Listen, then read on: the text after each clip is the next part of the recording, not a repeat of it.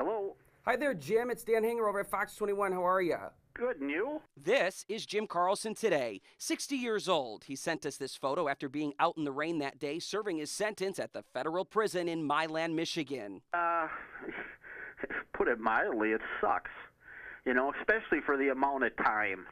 It's just a hell of a change from my lifestyle before. That life before was centered out of his old head shop, Last Place on Earth in downtown Duluth, where he sold millions of dollars in synthetic drugs, also known as fake marijuana. They're sitting on my money, they're sitting on my guns, they're violating my rights. Carlson despised the government for going after him, and he wasn't afraid to bump his chest to the very authorities who would ultimately help land him in prison for 17 and a half years for selling synthetics. Seems like it's, like 3 or 4 of them, the Nazi agents. But today behind bars, Carlson tells us he's trying to stay as positive as he can by being as busy as possible, reading the paper every day along with magazines and books. Well, yeah, it keeps me from going nuts. And right now, he's even studying the Buddhist religion. The most important thing in Buddhism is forgiveness. Learning to forgive those that what they've done to you. Do you forgive the people who put you where you are today? I have a hard time accepting it, but I do forgive them. I think they were misled. Carlson, who says he made at times nearly $1 million a month selling synthetic drugs, is now only making $17 every month behind bars. We cook. We serve the food, we wash the plates after they're done, we cut the grass, we paint the walls, we work on the electrical. And he says he's one of the few who gets along with everybody in what he describes the ultimate form of segregated criminals. There's the hater section, there's the handicap section, there's the fat boy section, there's the gay section, there's the child molester section, the Mexicans all sit together, the natives all sit together, and the blacks all sit together. So who do you sit with then? I bounce around. And while he's molded his daily routine to be as comfortable as possible, make no doubt about it, Jim Carlson wants out, and he believes he's an innocent man who was targeted for standing up to authority. Are you a bad guy? I don't think so. But clearly the government believes he is the bad guy. The court ruled Carlson willingly sold illegal synthetic drugs, mislabeled as incense and bath salts that were toxic to humans. And he did so, they say, trying to avoid loopholes in state laws until the feds rolled in. I mean, that was the country's largest synthetic drug retailer. Former Duluth Police Chief Gordon Ramsey, who is now chief in Wichita, Kansas, battled Carlson through it all and has zero sympathy for the guy. I asked him to stop it. I talked to him about my conversations with his neighboring businesses and what he was doing to their business and the impact on innocent lives, and he was defiant.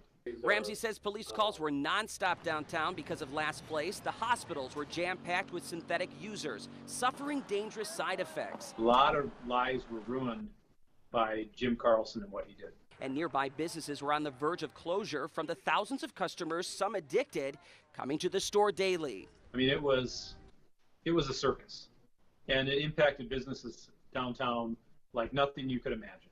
Carlson believes the good far outweighed any bad. He felt he was helping people with their pain and illnesses by selling synthetics to people who couldn't legally buy marijuana off the streets. You know, when a 22-year-old girl walks in that's got a cancer tumor in her brain and you don't know how long they're going to live, comes up to you and tells you that the only thing that's keeping her alive is your product, it just about makes you tear up and, you feel like a medicine man almost, helping certain people. And when I described that quote to Ramsey, the reaction was immediate. Totally out of touch with reality. Absolutely not. That's the biggest bunch of garbage I've ever heard. You talk to the officers that were working the streets, and we saw time and time again families being ruined by synthetic drugs. Was this all worth it? Well, would a person, not to compare myself to Nelson Mandela, but he spent 27 years went in as a terrorist and came out and became president. And just to let you know, I got 4,175 days left. So you're counting every single one? Oh, yeah, I got it on my calendar. It drives my neighbors crazy. 60-year-old Jim Carlson, once a man who had his hands in millions of dollars of synthetic drug sales out of last place on earth, now has his hands in less risky projects behind bars in Milan, Michigan. I've taken up painting. I've taken up drawing. I use colored pencils. I'd go nuts in here if I wasn't keeping busy every minute. 3 years since his sentencing for selling the fake pot, he still maintains his innocence and believes the government was fiercely money hungry. We're just a greedy. They can't figure out how to fix the budget, so they just want to steal everybody's money.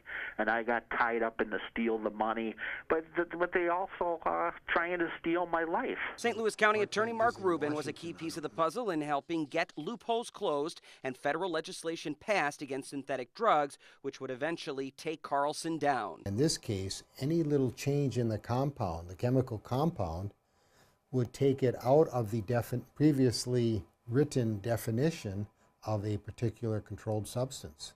So that's why there had to be some legislative fixes throughout this process. But Carlson kept on the fight. He says it was not only about making people feel better from illnesses. You know, all these people, were relying on me to give them a healthier life. But also about sticking up for what he believed was the invasion of people's freedoms. Where does the U.S. stop? What does life, liberty, and pursuit of happiness mean? And he points to past successful battles with the government as a big boost to stick to what he believed in. Who is Jim Carlson? He was a guy that, way back in the old days, they went after stores for selling adult stuff. And people wanted to buy vibrators and porno, and I was there for them when they wanted to buy it, even though they were locking people up. Then it shifted that porno was okay, and they went after the pipes. They came and they seized all my pipes and threatened me with 7 years in jail for selling pipes. But I was there for the pipe people when they wanted me. I was selling pipes, and I said, this ain't right. A person should be able to buy a pipe. But his last battle, the synthetic drugs as an alternative to selling marijuana, ultimately failed in a big way with that 17-and-a-half-year sentence. He was given the opportunity. Do the right thing. Stop doing this. He was never promised he wouldn't be charged or, after a while. But that was the plea. And no, he was just defiant and just refused to stop. And as you might imagine, even behind bars, Carlson is still refusing to stop. Well, I'm not 100% giving up hope. Okay. I mean, what would be the sense in even being alive if I knew I was, going to spend the rest of my time in this shithole? He says he's writing a book about his battle with the government in hopes of getting some publicity, and he's even looking to President Donald Trump for help. I'm hoping that maybe Trump will pardon me. Trump being a businessman, will someday sit down and somebody will say, look what they did to this guy. Meanwhile, as I wrapped up this nearly hour-and-a-half interview with Carlson, he had 2 requests. Send him copies of the web articles for this story and let him know how popular the stories become online. They told me one day that they had a story of mine that stayed #1 for 10 days. Look at you. So what does that make you happy? Well, it lets me know that everybody hasn't forgotten about me. Whether they hate me or love me or don't have any feeling at all, they have an interest.